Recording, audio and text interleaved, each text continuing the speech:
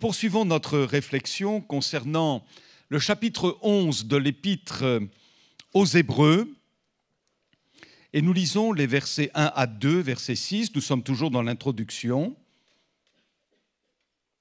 Je vous invite à relire encore le chapitre 11 des Hébreux chez vous, vous en imprégner. Et on découvre de multiples facettes de la foi. La foi est une ferme assurance des choses qu'on espère, une démonstration de celles qu'on ne voit pas. Pour l'avoir possédée, les anciens ont obtenu un témoignage favorable. Verset 6, « Or, sans la foi, il est impossible de lui être agréable, car il faut que celui qui s'approche de Dieu croie que Dieu existe et qu'il est le rémunérateur de ceux qui le cherchent. » Est-ce que votre foi va bien? Chacun peut répondre en son âme et conscience. Il y a des hauts, il y a des bas dans ce domaine-là, vous, moi, chacun de nous.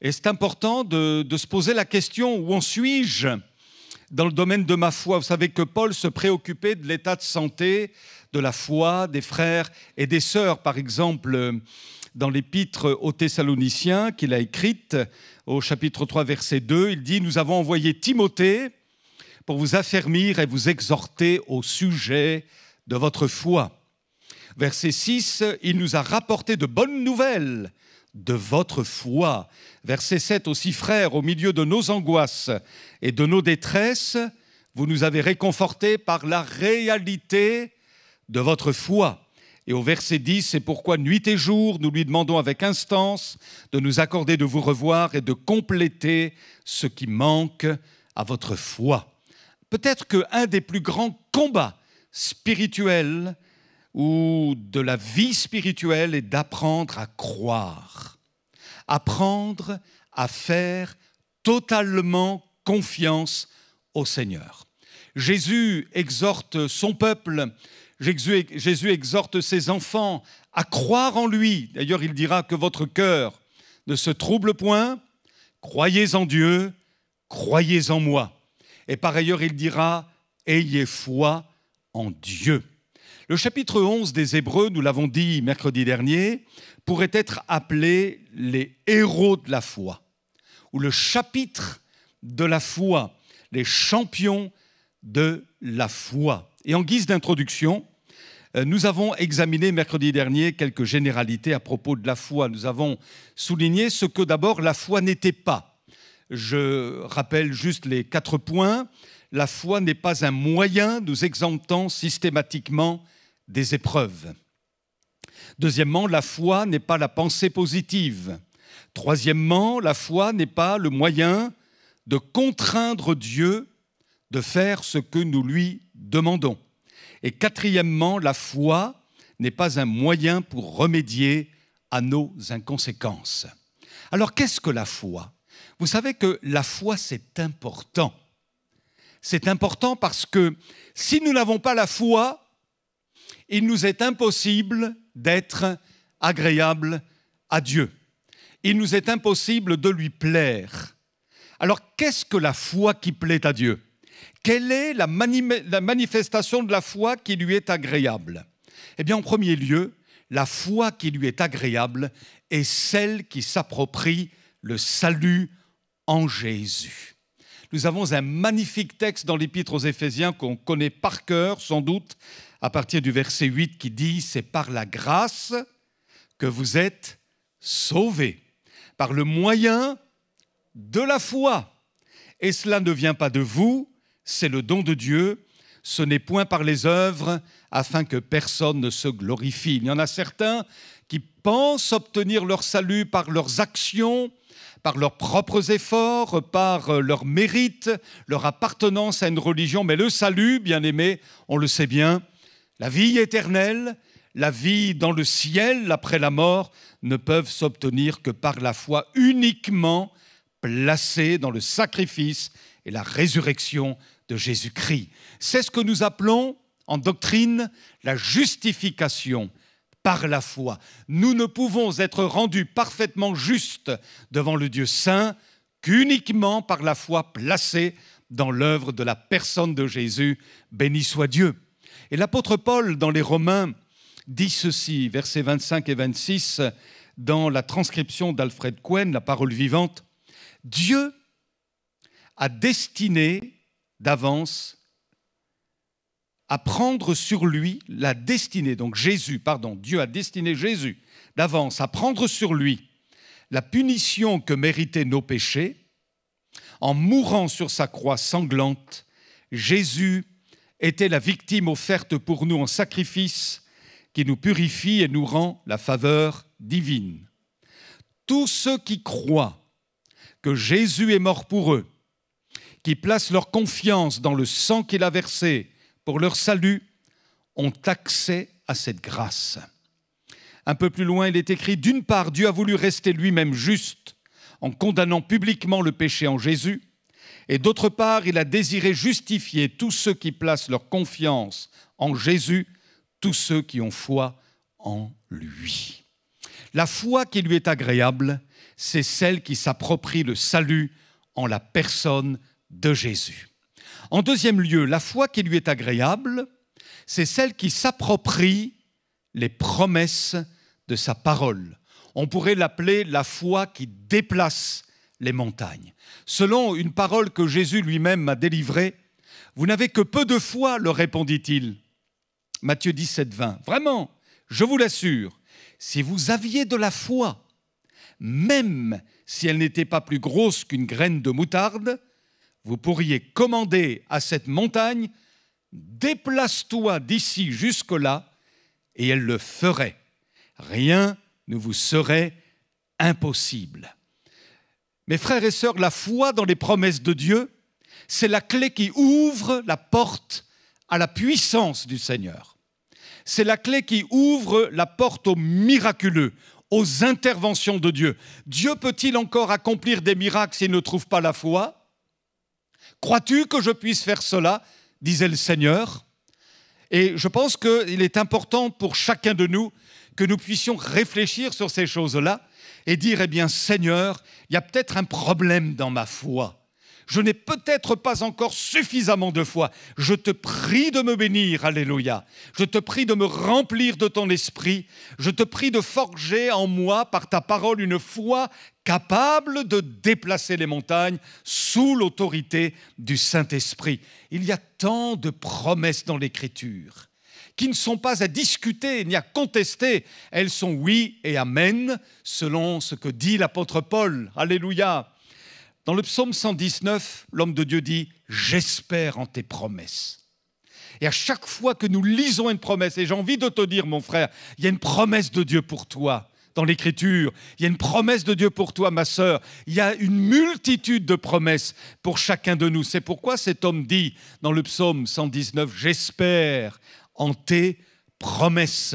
Et puis dans l'Épître aux Hébreux, chapitre 11, eh bien, il est question de ceux qui, par la foi, vainquirent des royaumes, exercèrent la justice, obtinrent les promesses. Et toujours dans cette merveilleuse épître, au chapitre 6, verset 12, il est dit « Vous imitez ceux qui, par la foi et la persévérance, héritent des promesses. » Une promesse par jour, alléluia. Une promesse, plusieurs promesses que nous pouvons vivre jour après jour, mois après mois, semestre après semestre, année après année. La parole de Dieu est pleine de promesses que nous pouvons nous approprier. En cas de problème financier, par exemple, Philippiens 4, verset 19, « Mon Dieu pourvoira à tous vos besoins conformément à sa richesse avec gloire en Jésus-Christ. » Si nous sommes inquiets pour l'avenir, ça peut arriver aussi à chacun de nous.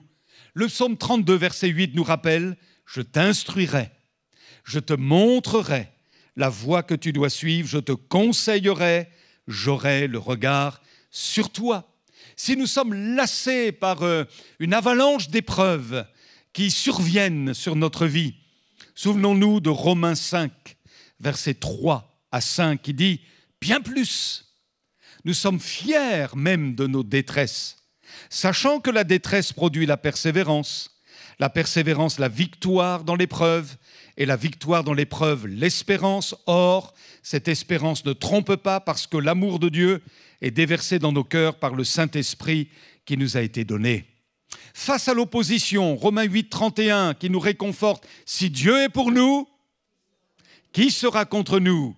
Face aux inquiétudes, ne vous inquiétez de rien, mais en toute chose, faisons connaître nos besoins à Dieu par des prières, des supplications, dans une attitude de reconnaissance, et la paix de Dieu, qui surpasse tout ce que l'on peut comprendre, gardera votre cœur et vos pensées en Jésus-Christ. Et on pourrait multiplier à l'infini, oserais-je dire, les exemples semblables. Alléluia. Nourrissons-nous de la parole. Approprions-nous les promesses de la parole. Je suis persuadé qu'il y aura tôt ou tard une promesse qui va comme s'éclairer dans notre âme, dans notre intelligence, dans notre cœur, parce que c'est une parole directe de Dieu pour chacun de nous. Et nous allons la serrer sur notre cœur et nous allons dire au Seigneur, cette parole-là, Seigneur, je la reçois dans mon cœur, je veux la vivre, alléluia. Et je la vivrai au nom de Jésus. La foi qui est agréable à Dieu est la foi qui s'approprie le salut par grâce au moyen de la foi. La foi qui est agréable à Dieu, c'est celle qui s'approprie les promesses du Seigneur. Et en troisième lieu, la foi qui lui est agréable est la foi qui permet à l'enfant de Dieu de demeurer fidèle. Et on peut l'appeler la foi fidèle, fruit de l'esprit. Paul dit dans 1 Corinthiens 16, verset 13, « Restez vigilants, tenez ferme dans la foi. » Comme dit l'auteur aux Hébreux, nous ne sommes pas de ceux qui se retirent pour se perdre. Nous ne sommes pas de ceux qui feront naufrage par rapport à la foi. Nous voulons garder la foi fidèle, la foi qui est agréable à Dieu, jusqu'à ce que nous fermions les yeux. De Timothée nous dit, c'est Paul qui écrit, « J'ai combattu le bon combat, j'ai achevé la course, cri de triomphe, j'ai gardé la foi. » Il y a tant de choses qui pourraient nous faire chavirer dans le domaine de la foi. Walter Budler, à un moment donné, dans un de ses ouvrages, écrit, vous avez certainement lu à l'école de Dieu, etc., Dieu ton guide et tout cela. Je vous recommande la lecture de ces merveilleux ouvrages. Et à un moment donné, un homme de cette trempe, imaginez, il lui semblait être en train de perdre la foi. Vous vous imaginez? Parce qu'il y a un combat dans les lieux célestes. Il y a un combat terrible. Et le diable sait que si nous avons la foi, nous sommes agréables à Dieu. La foi qui s'approprie le salut, la foi qui nous maintient dans la fidélité au Seigneur, la foi qui s'approprie les promesses. Et quand il voit ce type de foi dans nos cœurs, eh bien le diable nous attaque d'une manière ou d'une autre, mais alors nous brandissons le bouclier de la foi. Alléluia, capable d'éteindre les traits enflammés du diable. Béni soit le Seigneur. Maintenant, la foi, ce n'est pas quelque chose que nous pouvons obtenir de nous-mêmes. Et ce n'est pas non plus quelque chose avec quoi nous naissons. On ne naît pas avec la foi. La foi, c'est un don de Dieu. Et chacun d'entre nous, nous l'avons reçu. Alléluia. C'est une grâce que nous ayons aujourd'hui la foi. Souvenez-vous des jours d'autrefois. Quand vous ne croyiez pas au Seigneur, je me souviens de ces moments-là où je me moquais de Dieu, je me moquais des choses du Seigneur. Comment se fait-il qu'aujourd'hui la foi soit dans mon cœur, dans votre cœur? C'est un don de Dieu. C'est un cadeau que le Seigneur nous a fait. Alléluia. C'est par la grâce que vous êtes sauvés par le moyen de la foi. Cela ne vient pas de vous, c'est le don de Dieu. Le salut ne vient pas de nous, c'est le don de Dieu. Et la foi, instrument nous permettant de recevoir le salut, ne vient pas de nous, c'est le don de Dieu. Alléluia. Et puis la foi vient de ce que l'on entend. C'est Paul qui nous l'apprend dans Romains 13, verset 17. Et ce que l'on entend vient de la parole de Christ. Une autre traduction dit « La foi naît du message que l'on entend, et ce message, c'est celui qui s'appuie sur la parole de Christ. Gloire à Dieu. » Une autre remarque, quel est le rapport entre la foi et la croyance? On sait bien que la croyance est différente de la foi. La croyance, c'est, me semble-t-il, avoir une certaine idée de Dieu. Je crois en Dieu. Il m'arrive de prier, surtout quand je suis dans le besoin. Mais j'ai remarqué que la croyance ne communique ou ne produit aucune conviction. Quand vous parlez avec des gens qui ont une croyance, vous leur dites vous avez l'assurance de votre salut. Je me souviens de cette petite dame qui assistait à une de nos réunions. Et puis, à la fin de la réunion, je l'ai saluée. Je savais qu'elle était croyante. Et je lui dis, Madame, vous avez vous aussi la certitude de votre salut? Oh, mon pauvre monsieur, seul Dieu le sait. Voilà la croyance. La croyance, c'est une idée sur Dieu. C'est une forme de religiosité. Mais ça ne produit pas de conviction et ça ne change pas la vie. D'ailleurs, Satan croit. Il croit. Les démons croient que Dieu existe. Et ils tremblent d'ailleurs. Alors la foi, elle, contrairement à la croyance, elle est spirituelle. Elle vient d'en haut, elle s'approprie la vie de Christ, elle conduit à une transformation de notre vie, elle croit la parole de Dieu et elle donne des certitudes. Alléluia. Une avant-dernière remarque avant d'aller plus loin. Qu'en est-il du rapport entre la foi et l'intelligence? Faut-il laisser de côté son intelligence pour croire? Bien sûr que non. Les deux ne sont pas incompatibles. L'intelligence est un don de Dieu, tout autant que la foi. Mais certains, au nom de leur intelligence, ont décidé de ne pas croire. Or, pourquoi ne pas mettre notre foi au service de notre intelligence pour mieux comprendre, par le Saint-Esprit, qui est Dieu? Comment il fonctionne? Quels sont les principes inhérents au royaume de Dieu? Alléluia. Et une dernière remarque, qu'en est-il du rapport entre la foi et les œuvres? Souvenez-vous de Jacques, qui écrit dans sa lettre, en effet, de même que le corps sans esprit est mort, de même la foi sans les œuvres, eh bien, elle est morte. Jacques n'est pas en train de nous enseigner ici la justification par les œuvres, mais il est en train de nous dire que si on a la vraie foi, celle qui sauve, celle qui s'approprie les promesses, celle qui nous maintient sur le terrain ferme de la fidélité, cette foi-là, elle produit des œuvres. Elle rend visible finalement notre foi qui est invisible. Les œuvres rendent visible, la foi qui, elle, est invisible à l'œil humain. Alors c'est quoi la foi? L'assurance des choses qu'on espère, la démonstration des choses qu'on ne voit pas. Un auteur remarquable qui a d'ailleurs écrit un commentaire sur l'Épître aux Hébreux qui est extra. Je vous recommande cet ouvrage, Andrew Murray, Le voile déchiré. C'est un livre de piété. Vous lisez le commentaire jour après jour sur un verset de l'Épître aux Hébreux, ça vous élève jusqu'au ciel. Il y a des hommes comme ça qui ont reçu de Dieu quelque chose d'extraordinaire. Et donc cet homme dit ceci concernant la foi, et le verset 1 de du chapitre 11 de l'Épître aux Hébreux.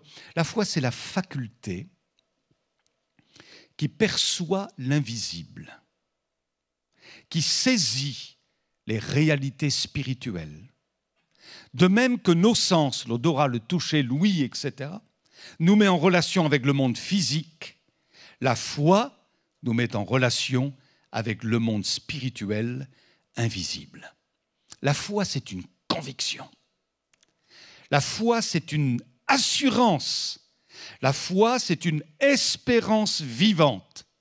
Si nous avions côtoyé les hommes de foi de l'Ancien Testament, dont il est question d'ailleurs dans l'Épître aux Hébreux au chapitre 11, nous aurions certainement très vite discerné cette assurance qui les animait. Cette conviction, cette espérance vivante, indestructible, indéboulonnable.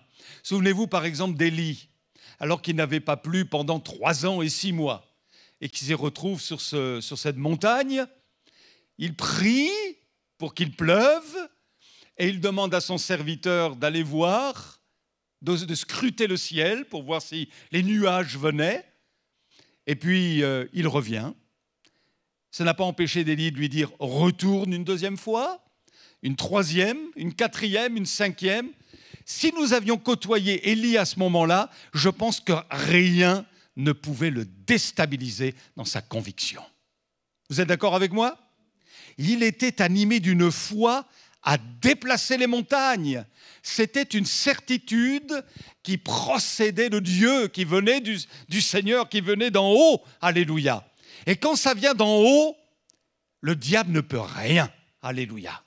Si vous avez la foi dans votre salut, le diable, l'enfer, les démons ne pourront jamais vous déstabiliser. Parce que vous direz à l'ennemi de vos âmes, moi je sais en qui j'ai cru. Alléluia. Et je sais qu'il me revêt de son vêtement de justice. Gloire au Seigneur. Alléluia. Et le diable est obligé de capituler, d'abdiquer, parce que notre foi, elle est inébranlable en Jésus. Alléluia. Et quand vous recevez de la part de Dieu une certitude pour un domaine ou pour un autre, que ce soit le salut d'un de vos enfants, que ce soit la restauration d'une situation, peu importe le nom que cette situation peut porter, c'est en vous, ça fait partie de vous. Et alors que vous ne voyez rien, un peu comme Élie qui n'a pas vu le nuage encore arriver, annonciateur de pluie, rien ne le déstabilisait. Il ne considérait pas tant ce qu'il voyait d'une manière concrète, mais ses yeux étaient portés sur la rémunération, alléluia, sur la grâce, la puissance de Dieu. Merci Seigneur. C'est vrai que les circonstances ne vont pas forcément aller dans le sens qui nous convient, mais béni soit Dieu, il y a quelque chose que le Seigneur a déposé dans notre cœur. Gloire à Dieu. Combien j'apprécie la manière dont Paul parle d'Abraham au chapitre 4 de l'Épître aux Romains. On sait qu'Abraham a failli quelque part dans le domaine de la foi, avec l'histoire d'Agar. On sait que le père de la foi n'était pas parfait en la matière. Et d'ailleurs, ça nous rassure. Parce que les hommes dont il est question dans l'Épître aux Hébreux, chapitre 11, n'étaient pas des hommes parfaits. Ils avaient leurs failles, ils avaient leurs doutes, ils avaient leurs combats. Et ça nous ressemble à nous aussi. On peut s'identifier à ces hommes et Dieu leur a fait grâce. Et alors, on voit comment le Saint-Esprit a inspiré l'apôtre Paul et comment finalement le ciel voit Abraham. C'est remarquable dans sa démarche de foi. Je vous lis aussi ce texte dans Romains 4, 17, 22. « Je t'ai établi pour être le père d'une multitude de peuples. Placé en présence de Dieu, il mit sa confiance en celui qui donne la vie aux morts et appelle à l'existence ce qui n'existe pas. Alors que tout, j'aime bien cette partie-là, alors que tout lui interdisait d'espérer, il a espéré et il a cru. » Je le répète, alors que tout lui interdisait d'espérer, il a espéré et il a cru. Gloire à Dieu. Hein? Je ne sais pas quelle est votre situation en ce moment, qui vous ferait désespérer. Eh bien, quand bien même vous êtes dans cette situation-là, continuez d'y croire et de proclamer. Ainsi, il est devenu le père d'une multitude de peuples conformément à ce que Dieu lui avait dit. Ta descendance sera nombreuse. Il considéra son corps qui était comme mort. Il avait presque 100 ans et celui de Sarah, qui ne pouvait plus donner la vie, et sa foi ne faiblit pas. Au contraire, loin de mettre en doute la promesse et de refuser de croire, il trouva sa force dans la foi, en reconnaissant la grandeur de Dieu et en étant absolument persuadé que Dieu est capable d'accomplir ce qu'il a promis. Amen. Je conclus avec cette parole d'un cher pasteur qui dit ceci. C'est le manque de confiance qui est la racine de presque tous nos péchés et de toutes nos faiblesses. Comment y échapperons-nous sinon en regardant au Seigneur et en considérant sa fidélité? L'homme qui compte sur la fidélité de Dieu sera prêt pour toutes les circonstances. Il osera obéir, quand même cette obéissance paraîtra incompréhensible. Satan a aussi son credo, douter de la fidélité de Dieu. Dieu aurait-il dit ? Vous exagérez. Vous prenez ces paroles dans un sens trop littéral, etc. Combien de gens, affrontent leurs difficultés avec leurs propres ressources. Oh, amis bien-aimés, s'il y a un Dieu vivant, fidèle et véritable, tenons ferme à sa fidélité. Nous pourrons regarder avec une paisible confiance toutes les difficultés et tous les dangers, certains de la victoire. Ne donnons pas à Dieu une confiance partielle, mais servons Dieu en comptant de jour en jour, d'heure en heure, sur sa fidélité. Amen.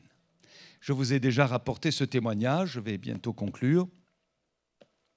Alors que mon épouse, il y a de cela maintenant un certain nombre d'années, en 2003 je crois, avait perdu l'usage d'un de ses yeux, nous avons reçu un mail venant du Niger. Il y avait là des frères et sœurs missionnaires qu'on connaît très bien, sont des amis, qui étaient au courant de la situation et ils nous ont donc envoyé un mail. Vous savez, une bonne nouvelle venant de loin réjouit le cœur, dit le livre des Proverbes.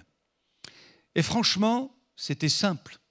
En gros, la pensée était celle-ci: mettez tous les deux en Dieu toute votre confiance et il agira. Et nous étions à ce moment-là dans une grande détresse, sachant que déjà la maman de Patricia était tombée aveugle et l'on s'était dit, elle perd un œil, elle en perdra l'autre. Voilà, c'était ça, on en était arrivé là finalement.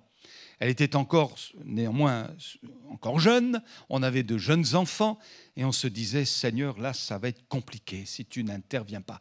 Et puis il y a eu cette parole-là. Rien d'extraordinaire, mais c'était conduit par l'Esprit.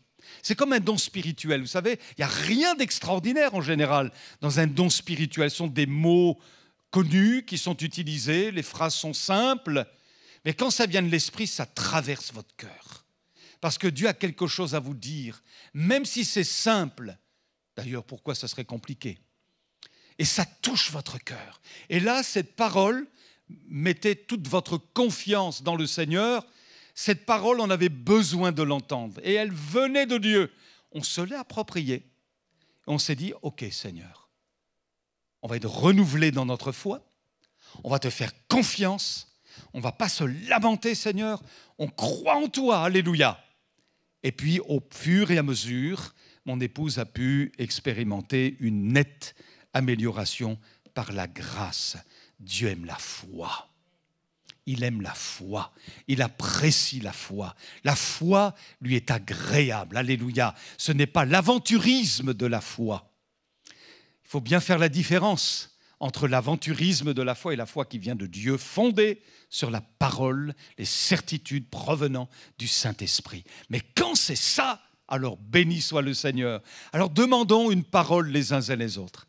Dans notre prière, donne-moi une parole, Seigneur, à laquelle je vais me raccrocher, parce que ce sera une promesse qui vient de ta parole, de ton cœur, qui vient du ciel, et la chose s'accomplira en ton temps. Je veux le croire. Sois loué et sois béni. Réjouissons le cœur de Dieu par notre foi.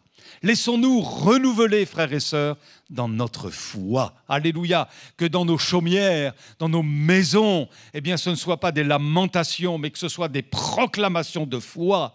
Que les promesses soient citées. Alléluia. De nos bouches. Amen, amen. Elles sont dans notre cœur. Oh, et elle est dans la maison de Dieu. Oui, nous croyons que le Seigneur nous fera grâce aux uns et aux autres. Merci, Seigneur, pour ces moments de réflexion.